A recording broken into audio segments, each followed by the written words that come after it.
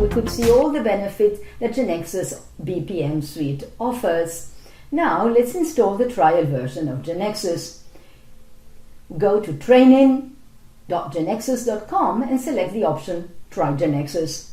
There we'll be asked for an email to send us the download link. To see the hardware and software requirements, in the same site there is a link to them.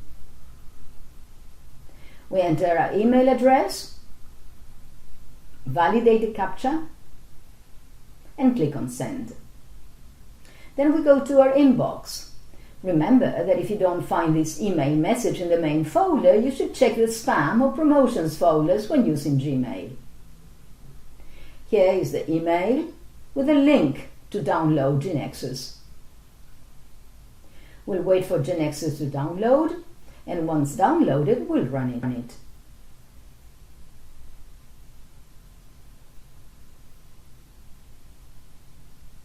Here we'll be asked for the path to install GeneXus, and we'll choose Typical Installation.